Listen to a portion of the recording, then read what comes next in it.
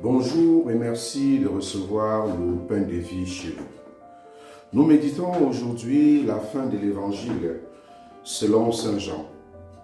Et dans cette dernière scène, comme à son habitude, Pierre impulsif veut connaître quel sera le sort de l'apôtre Jean après ce que Jésus venait de lui dire. La réponse de Jésus semble dire à Pierre: ne t'occupe pas de la vie des gens, du sort des gens. Occupe-toi de ce qui te concerne. Toi, suis-moi. Chacun de nous est appelé à suivre Jésus à sa manière, chacun selon ses dons et charismes. Et quelquefois, nous agissons comme Pierre en regardant la vie des autres. L'amour que Jésus porte pour chacun de nous est un amour singulier. Et la mission qu'il nous confie aussi est adaptée à nos dons et à nos faiblesses. Ce qui compte pour le Seigneur, c'est de ne pas se comparer les uns aux autres, mais d'être fidèles à notre vocation, à l'appel que nous avons reçu.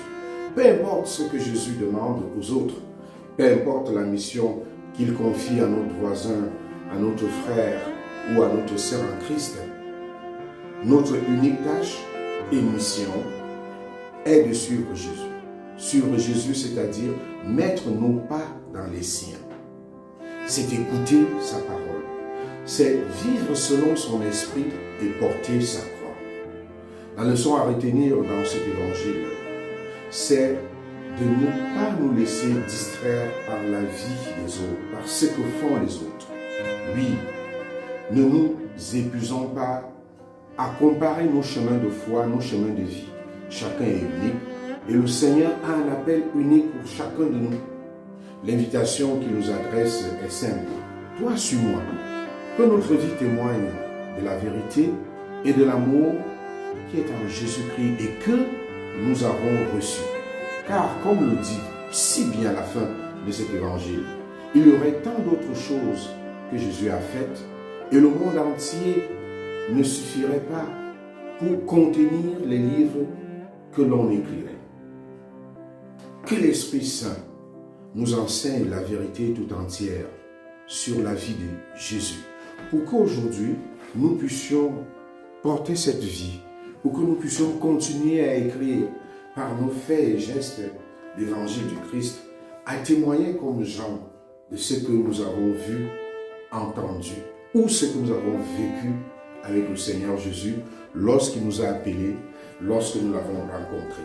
C'est à nous aujourd'hui d'écrire ces autres pages de l'évangile dont parle Saint Jean.